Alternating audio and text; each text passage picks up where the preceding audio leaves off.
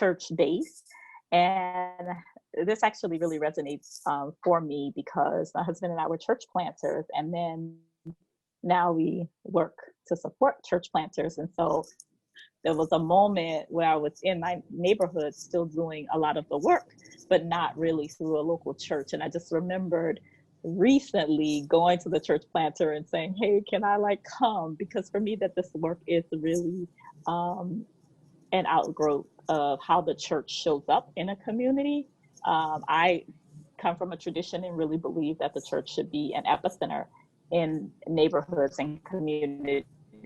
And so that's really important for me. But that also that looping back of people to a place where they can receive discipleship and a different type of nurture and care as we are working together and partner with our schools. So again, I think this concept of thinking about education equity, how do we create conditions where students' outcomes are not determined by the places they live, the color of their skin, their economic status. How do we create those types of conditions? And more specifically, how can the church be at the forefront of that?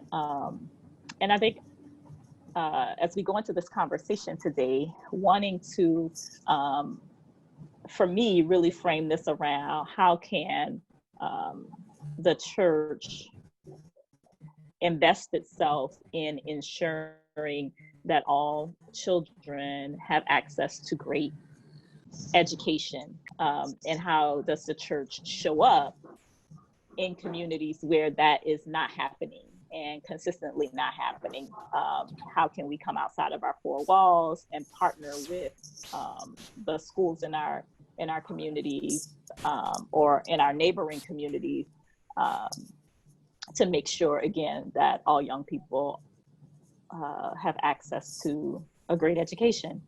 And so I kind of frame this around that. And I think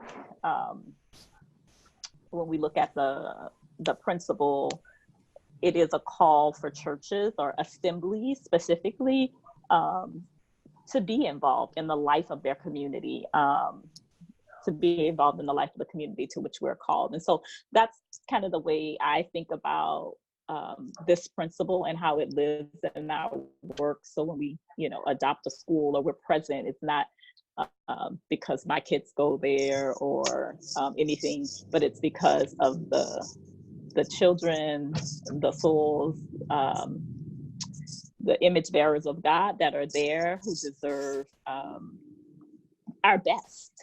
And so I think, for me, I'm really excited to have this conversation with other CCD practitioners to begin to think about ways that our churches can, I think I want to use the term reinvest or invest in making sure that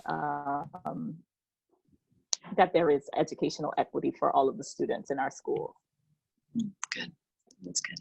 Well, great. Well, thank you, Shedrin. Tell us where you're calling in from, though. So one of the things that I want to make sure everybody has an opportunity to share where they're calling in from. We represent places all over the country. I neglected to share my own. I'm Michelle, and I'm calling in from Denver. And Shedrin, why don't you share where you're calling from? And then after you share, then Ara, what I'd love for you to do is introduce yourself and then also share a little bit of your perspective on education equity as it goes to church base and in a small nutshell, and then we'll start to go with the broader group and get some introductions in place.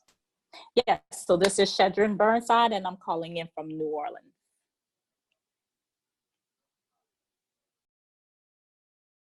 Hello, can you hear me? Okay, great. Hi, I'm Pastor Ara Coleons calling from Detroit, Michigan. Happy to be here. And, Detroit, you may probably know some of the education challenges that we face here. We're, just as a quick summary, a couple of years ago, we have received our first superintendent for the Detroit Public Schools. And that superintendent, Dr. Vitti, has been very intentional in faith-based partners for each of the schools. So each school would have a partner, predominantly a church, but it could be a synagogue or whatever, that would partner with them in sharing the work of educating and being a part of the life of the children in the school. And so our church has been partnered with a local school. Our kids happen to go there as well, Detroit Public School. So we wanted to obviously tie our kids' welfare to the welfare of the school there, and we wanted to be a part of that. So some of the things that we've seen is just going in and asking questions, how we can be a part of the school there, and what needs they have, how we can invest and be a part of what they're doing, rather than bringing in our own ideas, because we didn't really have many ideas, quite frankly. We wanted to hear from them and see what they needed and how we could participate. Predominantly, our neighborhood is a Latino neighborhood, Spanish speaking. A lot of our students in the school come from families of immigrants that are here. And one of the struggles in terms of equity is getting material for parents and students, both in English and Spanish. You would think that wouldn't be a problem in this neighborhood where it's 80% Latino, but just last year, there was the school lost funding for the primary Spanish translator who would translate all the materials into Spanish. And so some of the things that we've tried to work with and work on is getting funding for that to provide equity for those parents, so they can understand what's going on in the school, right? That's something I was passionate about. My own story, we moved here from the Middle East when I was a kid, and my mom didn't speak the greatest English, and so she relied on me to translate, and that is a barrier when it comes to trying to figure out what's going on in the life of your child at the school, and what their, how their education is going, how things are going. Are they doing well? Are they not doing well?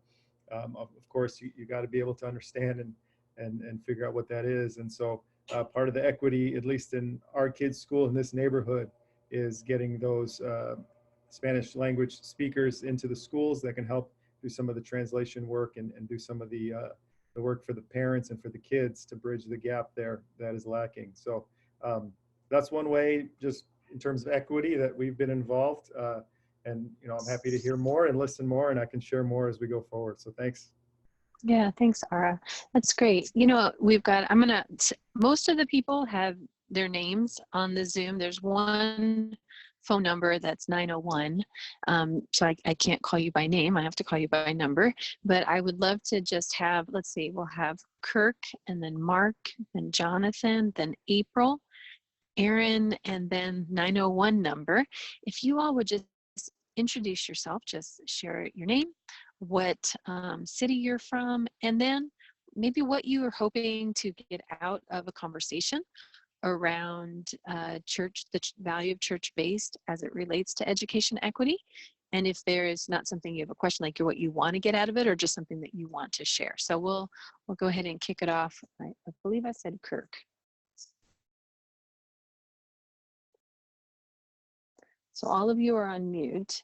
So Kirk, you would have to unmute yourself to share. All right, can you hear me now? We can, thank you. Okay, perfect. Sorry, I'm on my phone, didn't realize you had to unmute on the computer too. So my name's Kirk Wester from Tulsa, Oklahoma, and been working, living intentionally in our predominantly Latino community for 22 years. Been heavily involved in our neighborhood schools, investing our kids there. My wife was just elected as the first Latinx individual to the Tulsa School Board just a year and a half ago. And so she's been diving in heavily. And so, and we've been wrestling with trying to figure out how to really engage the church. I oversee a broad-based comprehensive neighborhood revitalization organization that's working in this neighborhood for the last 10 years. And largely the church's responses have been fairly mediocre at best. And yeah, and so I'm just really enthusiastic and curious to hear how other folks are engaging our Christian community and thinking about ways in which that, I'd say in an incredibly conservative state, that the case can be made for why this matters. We've had some successes, but it's been in ones and twos. Thank you. I'm Mark Judkins. I'm in Detroit, Michigan, along with Ara. And we started a church about 3 years ago in the neighborhood I lived in. Prior to that, we had a community center that operated for about 10 years. And one of the things we had with our community center is we really were challenged to connect to the church. And so that's why this church-based conversation is really important to me. We have, in the 3 years we've had this church started in our neighborhood, connected to the 3 bigger schools that are near us, and mainly by just going to their meetings and listening to them. What we found is after school, a lot of the schools need space for, the school may be locked down once it's closed and they need space. And so our church has been used by 3 different schools for after school events that they couldn't host at their, one of them's an art school, Detroit School of Arts. They use our stage for their kids to practice on. I would have never come up with that idea, but that's what they asked us, could they do that? And we work with a public high school and one of the DPS public high schools, and then the Detroit School of Arts, and then a charter school called University Prep. It is under Detroit. Somehow there's a connection to public schools. But what I want for this call was just to learn. I was hoping to learn how other people are connecting church with their school. I mean, we all know the principles of CCDA. Listening is where we start, and out of that comes great things. But I was hoping to hear what other people have heard, so from their schools, because then maybe I could suggest things. Once you have a relationship and been doing things, you can start suggesting other things. So I don't have any specific agenda. I want to go to this school and get this many kids or anything like that. It's just, we want to be good neighbors to the schools around us. Thanks, Mark.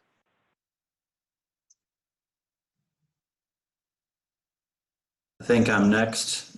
My name is Jonathan Haskell, and I'm in Knoxville, Tennessee. We interact with schools in our local network in a variety of different ways. Probably the main one for me is my own organization, Yoke. We have about 250, mostly college-age mentors, conducting after-school programs in 30 different middle schools. So we really look at that as kind of 30 different missional communities. We try in all of those communities to connect that outreach with a local church. In some neighborhoods we have more success than others, but that's probably the main way for me. My wife and I live in East Knoxville. Knox County is not the most diverse community, but East Knoxville is where the diversity is. So my wife and I have kind of adopted our own local middle school, Vine Middle School. It's about 82% African-American or Latino, a lot of large immigrant population in our neighborhood. So in addition to the club that we do there once a week, my wife and I coach sports and just kind of volunteer and show up and hang out. Probably one of the biggest things we've done is about 3 years ago, our church helped start an organization called Justice Knox. We work with a larger organization called DART, you may have heard of, out of Ohio, but we have about a coalition of about 40 local churches, mostly inner city churches, but we've got a few from the suburbs that are involved as well. And kind of each year we tackle one big issue. And one of the first ones that we tackled was in education, and we narrowed it down to the biggest problem we saw was the disproportionately large number of Black and brown students getting kicked out or suspended from school. And so we've been pushing for about 3 years now for our county to adopt system-wide the restorative practices model to keep kids in school. And then just kind of on our local network level, we've got a local network member now that has just announced his candidacy for school board. So obviously that's a big opportunity for us to be involved in shaping policy too.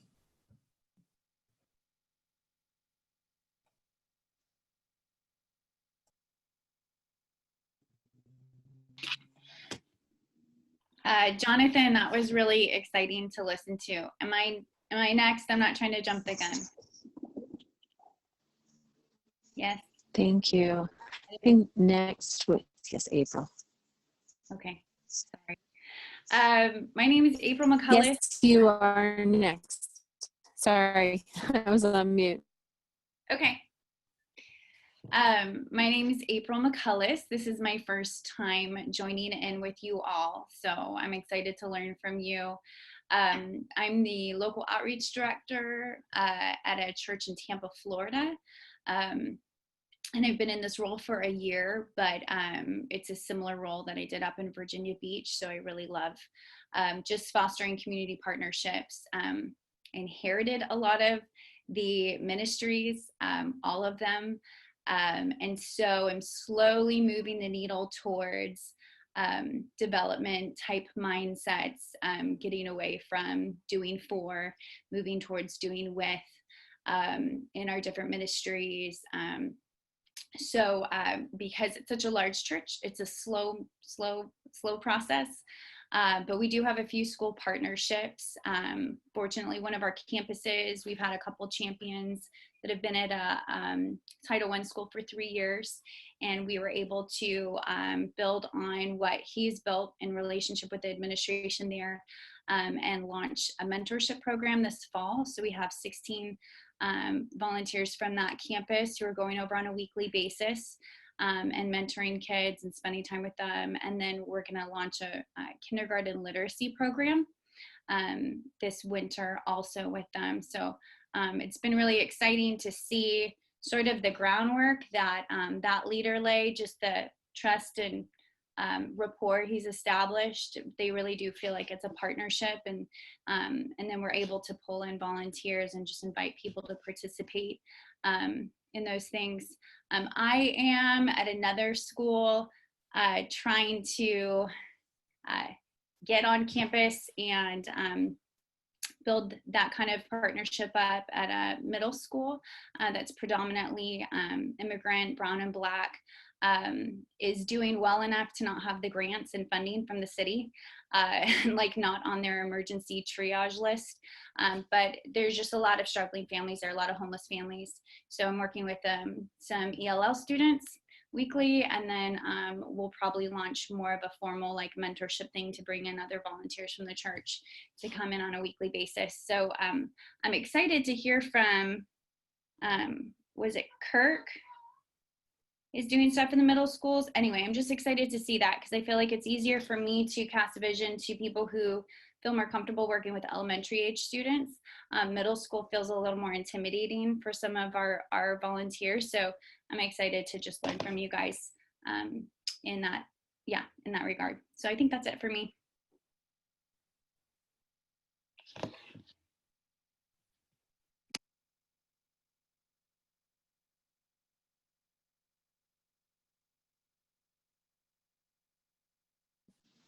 Aaron, if you're able to share, that would be great. Yes, I was trying to press the unmute button here.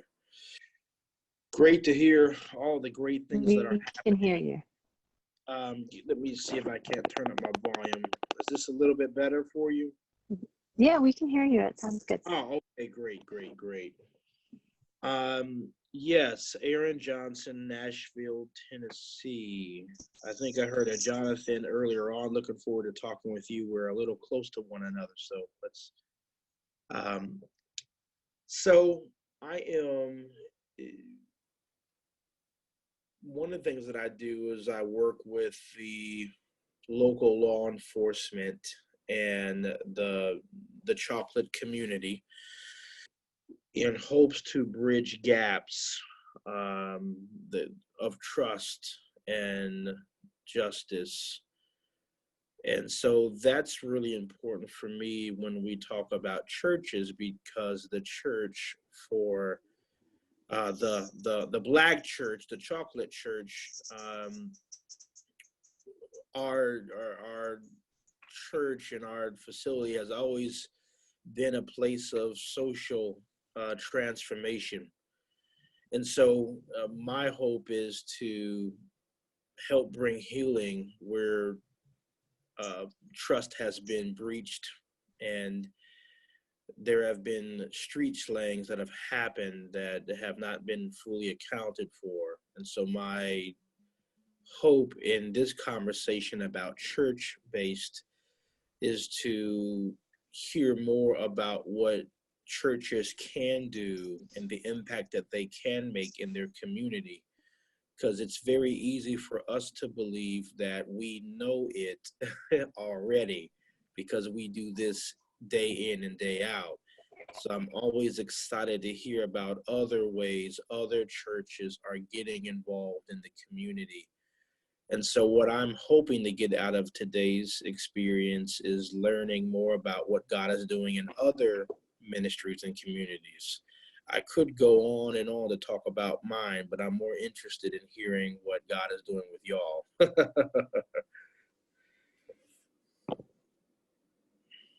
That's great. Well, Aaron, thanks. Thanks for joining us again today.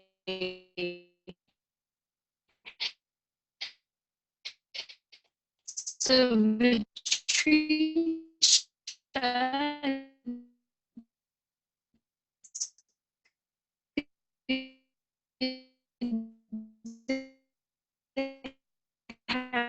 you, I know that you're just joining in. We're just finishing up with introductions, and so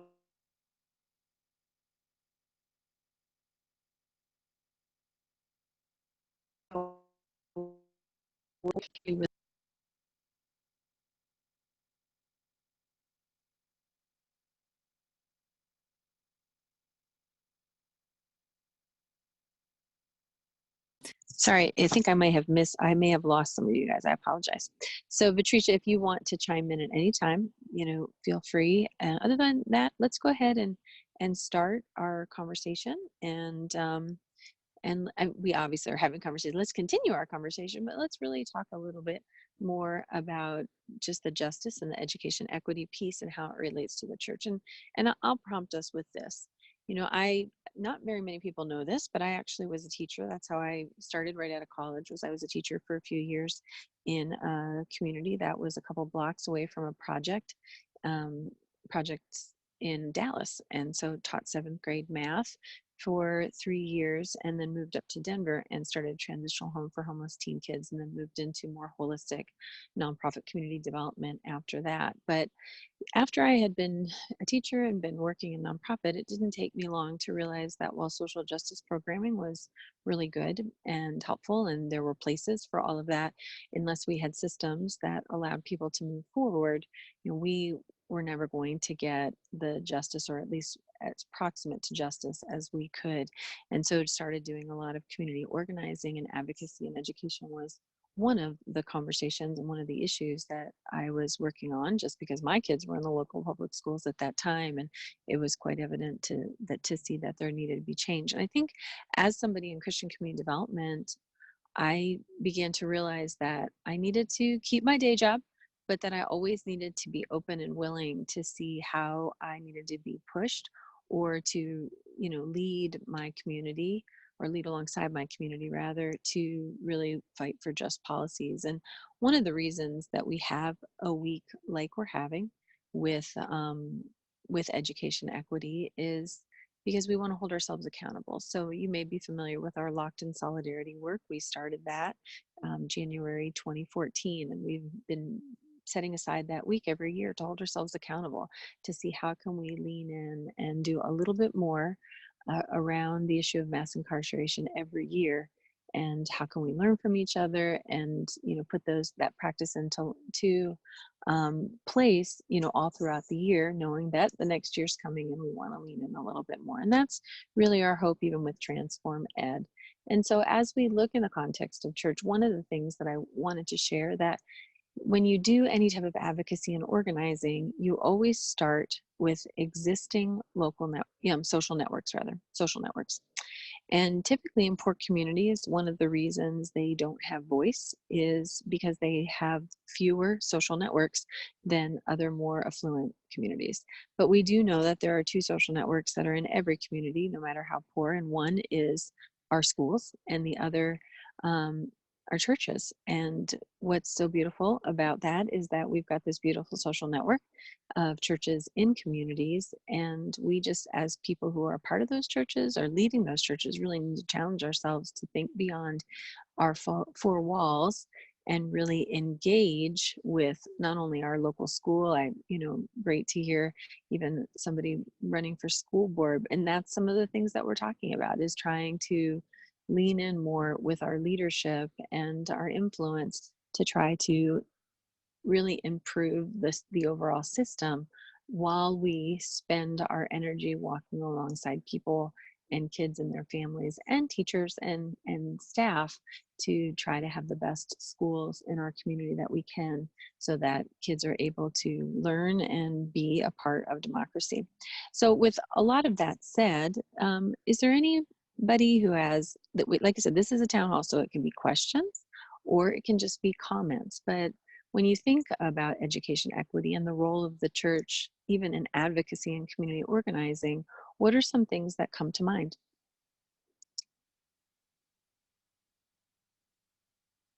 Hi, this is Patricia. Hi, Patricia. We're glad to have you. Thank you. I'm driving, but I wanted to at least get some of whatever I could. I am in Cleveland, Ohio, and I wanted to, so I work in community development. I'm just working in a new role in an organization called Building Hope in the City. I'm the Director of Leadership and Community Development. Underneath that area is also our education enrichment. And we just, for the first time, the organization's been around for 17 years, but for the first time got a partnership with our local school system. We're doing an after-school program. We had been doing some after-school independent programming for refugee and immigrant kids, but now we're like in the school system in the inner city in Cleveland. So one of the reasons why I wanted to dive in and begin to open myself up to learn more is I knew that there were already some things, obviously, challenging with our school system, but now I'm also, volunteering in the school, getting to know some of the kids, and it's just really up in my face. And then I also have two children myself who are in 5th grade and 2nd grade, and I just moved to homeschool for the first year. And I just felt flabbergasted, honestly, with what was happening in school, and so happy that I could slide into a window to homeschool. But my comment about what can the church do, I really want to throw into the conversation is I think education, because Michelle, I love your book, Proximity. I just love it, love it, love it. I know in the future one day we'll do a proximity cafe or whatever, but I think that's half of the, a big piece of the problem is proximity, just even knowing what is going on. One, with your own children, some parents, but then understanding the disparity that we're really facing out here in the schools, and then helping to understand what does that really mean for the future of individuals if they are in a very uneducated state or do not have access to quality education that can put them in a position to make more decisions with their future. I like to think, and I always say, ask me in 20 years, but I like to think that a lot of what we see is due to a lack of knowing, because I would love to believe if we really took a moment for it to be broken down and we could really see those who are really called to do something are going to rise up and say, God cares about this. So I would say the first thing is, how can we begin to at least raise a flag for getting people information and then scan our communities to see what are natural on-ramps where people can get involved. Because it looks like one of those situations, like a lot of our work in CCD, that's just overwhelming and you feel like you just can't touch it. What could I do? It is just too overwhelming and people go. And lastly, I'll say I'm really honored that this role that I'm in now, and I'm just getting to it, man, I'm just getting started, but Lord, I can't wait to offer people opportunities to get inside of these schools and train up more to go into the school in the daytime. The principal's almost begging. And then we also have after school programming. So I'm excited about getting the churches engaged and hopefully educating them that will passion in them. So I stop. That's good. That's good. Well, like I said, other people have any comments? You know, you may have done some of the things that people are asking about. It would be great to have that shared. But also, like I said, you may have other ideas or just even questions. Like the town hall is only going to be as good as people who are willing to talk.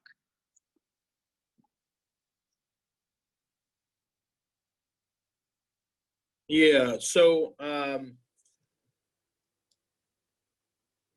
would love to hear what some thoughts are about this idea. I don't hear people saying that it is, but I wonder if the assumption is that churches are equipped to do things other than talk about scripture. And so we all know that my hope would be that every church that's represented here or just in general has a great theological foundation for what they're teaching, preaching, content that's coming out of the pulpit and from the teachers. But what I maybe want to hear some feedback on, just from my own brain, is why is it that people assume that something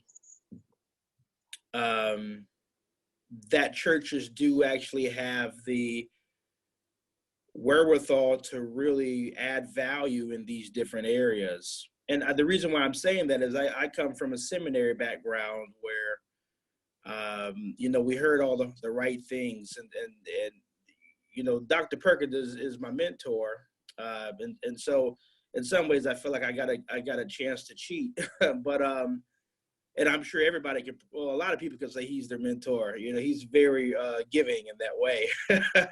But I guess what I'm trying to say is, I use Dave Ramsey as an example. Dave Ramsey thrives in churches. Congregations take on his entire financial ideologies, which I think really help people. But while it's church-based, the information is not necessarily coming from the church, it's coming to the church. So with that being said, I just sometimes struggle with the idea that the content that we need to heal the communities, I don't always feel like we have those skills in the church's wheelhouse. And so how do we get those skills into the church's wheelhouse so that we can actually have the authority to be able to help people in these different areas? And I don't know if That's good.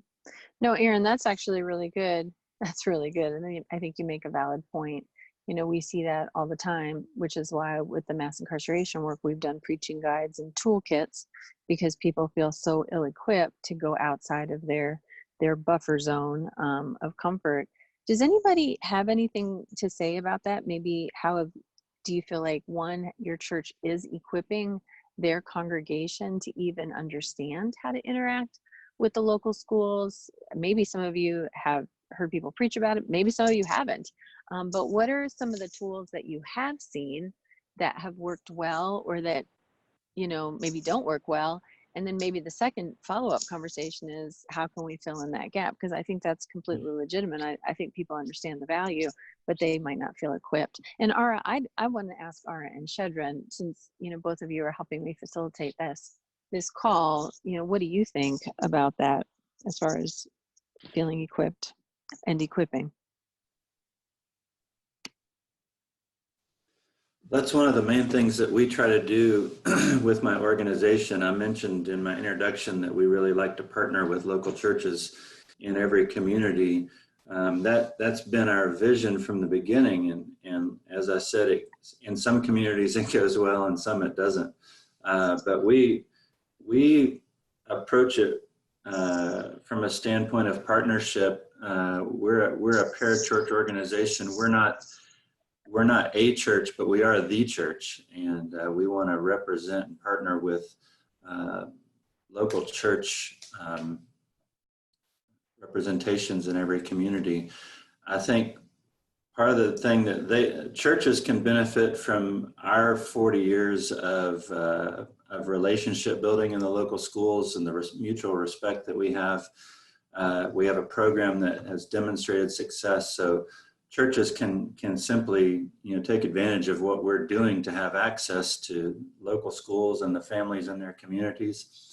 We really focus on making those relationships reciprocal.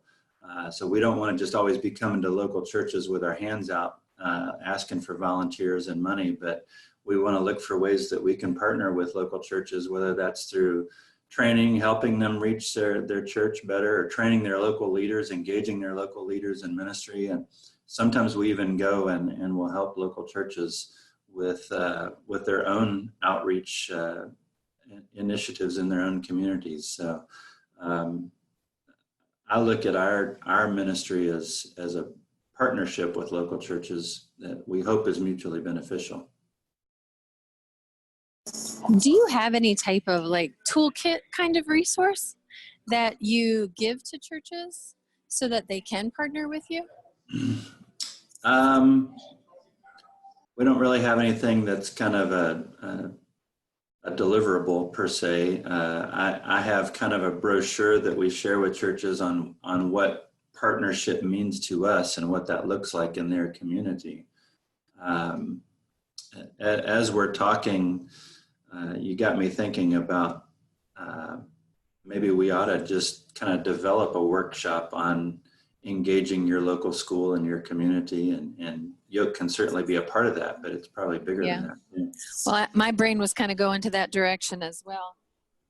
So Ara, Shedrin, do you know of any resources that maybe you've created, or anything specific from what you all have done? We haven't. Yeah. That's a great question. Oh, go ahead. Go ahead. Shedrin, go ahead.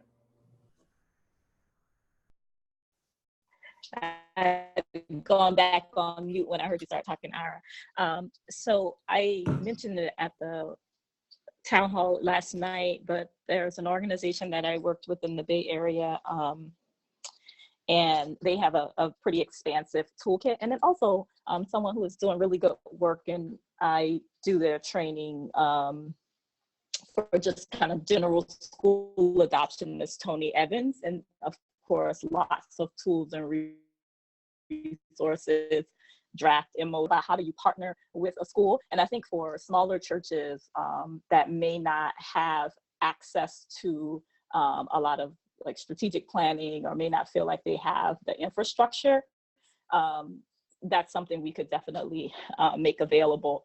So those real practical things where we're moving from just kind of coexisting in a neighborhood together to really building collaborative partnerships. And I think there are ways that we check for readiness, right? So churches have to be ready, and we could, do this. How do you create a green lighting process? What are you ready to do? You are already coexisting in, whatever fashion. How do you move to a more cooperative space? Maybe it's, something that's not, you're going in and doing a big program, but figuring out ways that you can support. So again, a part of the training that we're doing with the church planner that is within our network is he comes with me to monthly meetings with the principal. It's coffee with the principal. And so how do we transition relationships? What do we talk about in those things? I know that he doesn't have the capacity to do a whole lot of stuff. So again, my organization is kind of acting as like a little backbone, but beginning to build that bridge so that he can hear the needs of the school. And again, figure out entry points. One of the easiest things, our school had a really bad grade. They're gonna have an event this evening, and we're just gonna go as local pastors, we're just gonna go and support the principal as she delivers this news. Our school's an F. What does that mean, and what are we doing? The other thing we can do is encourage the people in the neighborhood that we have relationship with to go. On the back end, we can talk to them and help make sure that they are clear about what's being said. There's so much that we can do that doesn't require us to have structured programs, but just, again, even in the space of how are we coexisting? How are we breaking down sometimes really technical information? And then kind of, again, viewing our church as an asset, even if we don't have the capacity, again, to run some fancy program. There are lots of things that churches can do just by being virtue of being in the community. They have information, they have access to people, and you're close to needs in ways that others aren't. And so, you know, one of the things that we do is act as a translator sometimes on behalf of our neighbors who don't feel like they can always go to schools and advocate for themselves. So I just think there's a continuum, and we could probably pull something together to think about that there is a place that you move from. You don't start with jumping in and I'm gonna be like this great partner. There are lots of things that need to be in place before that happens, but we start where we are. And I think we could begin to look at that together. So I feel like I have a lot of technical tools, but one of the things that I've learned is really this idea of looking, and not a linear continuum either. It's kind of circular, right? We're constantly in these phases, but how do we build credibility and legitimacy with our partners? So how, because one of the things I do want to name, and the gentleman who keeps talking about the chocolate city, the impact of race and racism on like our school church partnerships is real. And in places where there's a lot of distrust and there's a lot of racialization, that could be really hard. And that might be day one, right? That you're not doing any programs, but you're just creating spaces for civil discourse around some really, really tough issues. And then there's a commitment to like reinvest, right? In many places, just like there was businesses divested and white flight, churches divested from communities. And like, how do we deal with that? How do we begin to heal from that kind of thing? And then what does it look like to reinvest? Yeah, and I think there's like there are all kinds of things that we need to put in place and we need to think about. But I think the biggest thing, right, is really creating a space for us to build that capacity and share the resources and open it up so that people can start where they are. I know for me as a leader of a small church, it was always like really, you know, I wanted to jump in and think the first year we didn't have a staff member to deploy to our local school. So we wrote a grant and got an AmeriCorps member and deployed. And so that was kind of the way that we did it. But again, I recognize that how to write the grant and all kinds of things that folks don't have access to. So I think there are two things here. My really small church had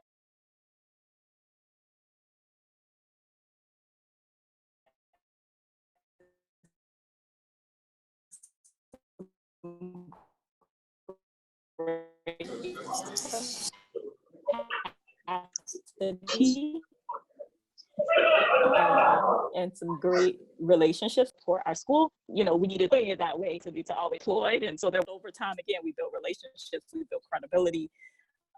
We continue to invest in the ways that we could. And so, you know, fast forward 8 years, we have strong relationships that I can transfer to new leaders coming into the community. So anyway, said a whole lot, but I guess, the one thing I want to say is that we are all in different places, and to really honor where you are, and that I don't care who you are, that we're all assets, and we all have assets that can be brought to bear on this problem, because it's impacting all of us and the children that are in our communities. That's terrific. Shedrin, thank you. Ara, what about you? Yeah, I mean, I would echo a lot of that, obviously, and just add the word that we use is presence. So being a presence doesn't take a lot of training, right?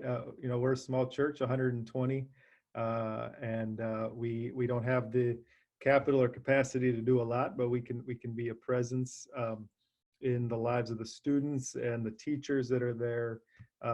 Like, for example, I don't know if this is a nationwide thing or Detroit thing, but safe routes to schools, ensuring that kids are walking safely to school, where they have people set up along the way to ensure that kids are making it from their home to the school, because we don't have busing at our particular school. And so that's a way. It doesn't take a lot of training. You're there, you're involved, you get to know the kids, you're involved with them. Also, somebody had mentioned about proximity, to close the proximity between yourself and the school. We invite the principal and other leaders of the school to the church at least once a year, try to do twice a year, and just give them opportunity to share of what is going on in the school, what the challenges are in the semester and the year. Pray for them, and they're usually open to that, and just to hear from them directly, what is going on and how we can be involved with that. But really just the idea of presence. We don't have a training. Detroit Public Schools has a volunteer training. If you sign up to be a volunteer, they'll train you a little bit. But beyond that, we're just kind of trying to, we're pretty new at it. It's only been a couple of years with this partnership, but trying to see how we can be there and be in the life of these kids continually in a trustworthy way, where a lot of their life is, people getting cut out of their life or only there for a few months and then leaving. How can we continue year round, summertime, wintertime, fall, in the life, in being a presence in the school? Thanks, Ara. So I think we're getting ready. We're going to probably be wrapping up the call in the next minute or so, but I think that some really good ideas and thoughts have kind of risen. And, I think what you kicked off, Aaron, was almost even more of a challenge for us as CCDA practitioners, that we know that there's a role for churches to play within the broader community around schools, that some people are doing things, and then there's obviously resources even nationally. And I think the analogy with what Dave Ramsey offers is a really good one, that we probably need to look and see if there are good resources. And Shedrin, I would ask that you would share what you have, and then Jonathan, if you've got some things, and we can do a couple things. We can look at what's presented and use those, or we can also begin to develop, even if it's just a one-pager that CCDA has, to remind ourselves of our philosophy and help churches be equipped to be able to reach out to their schools in a way and in a posture that would be redemptive and helpful, and help cast a vision of that long look towards justice. Justice doesn't just, go quickly. It's a long work, and we stand on some really amazing shoulders, and, draw from what we've learned, and we continue to create new ways and opportunities for us as practitioners to move forward. So those are just some thoughts that come to mind. Anything else in closing that anybody would want to share? If I can add too, I think so far the conversation has been great, and it's largely been centered around the church, and I can appreciate that.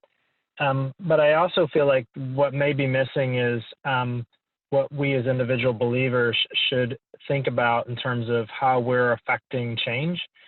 And moreover, I think that I would be particularly interested in what makes CCDA unique in that how are we leveraging just the core principles of CCDA, starting with the 3 R's, to really impact education reform. I just think that so often, and I mentioned this to you, Michelle, when we were in Dallas, is just I just see gravely absent from the conversation the role that we play in investing ourselves and our kids in our local schools.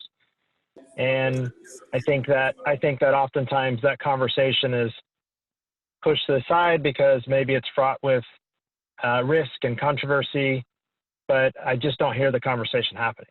And so I feel like I would love to have a space to have that conversation. I unfortunately am finding those spaces outside the church and outside the body of believers, but I don't hear people of faith having those conversations as much as I would like. In fact, there's a tremendous resource called integratedschools.org that has just been producing tons and tons of material around helping people wrestle with the fraught risks and challenges by choosing to integrate your child into the local neighborhood school. But again, they're not coming from a perspective of faith and scripture. And I would love for that to be interjected into these conversations at some point. Yeah, no, I definitely think so. Let me just say that the conversation hasn't been not happening because we don't want to have it. Usually, since we're a practitioner-based association, we need practitioners who want to lead it.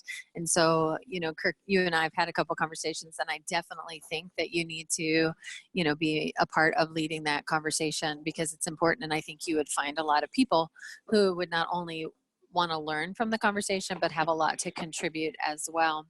So don't think that you're bringing up something that isn't of value. I think we just need to continue to ask our leaders in our association to step into that space to inspire us and to train us and to connect us to, good practices and good conversations and resources so that we can all hold ourselves accountable to push forward a little bit more. Well, today's conversation was really focusing through the lens of church-based, that value of church-based, which is of course why we focus so much on church-based, but we also need to, continue to grow in other ways. I know yesterday's conversation, we spent most of the time talking about listening to the community, even though it was on the value of holistic. And what we find is the longer we talk as practitioners around best practices, etc., we end up linking a lot of the values of CCDA together. What I'd like to do is you have a follow-up email and see if we can't try to get some of these pieces in place, sharing resources that might exist, evaluating them, seeing if they're good for CCDA, if there's ways we can augment them or make them, really specific to our association. And then, Kirk, I think we really need to, if not do a workshop or a networking session, for sure next conference, and we can even, explore other ways, to have just the way we're individually living out our values at CCDA alongside as individuals rather within the public schools. So I don't want anybody not to feel heard, but I also know that we can only do so much in the phone call. So we're at the 9 o'clock hour, and I just want to say thank you to everybody who participated. It was really great to get to know you a little bit more. We'll continue to stay connected through our Transform Google email group. And this is something that's really important for you all to know, is that you are leaders within this association. You don't have to wait to be asked to lead. We're waiting for you. And so we need you to step up and share what you know. We need you to step up and share your questions. And so I would just really encourage everyone to really steward the resource of yourself and really bring it to your full opinions and thoughts and ideas to the table, because you are welcome and we need that. So with that, I'm going to go ahead and say goodbye and say we'll follow up on a different platform at a different time. So thank you, everyone.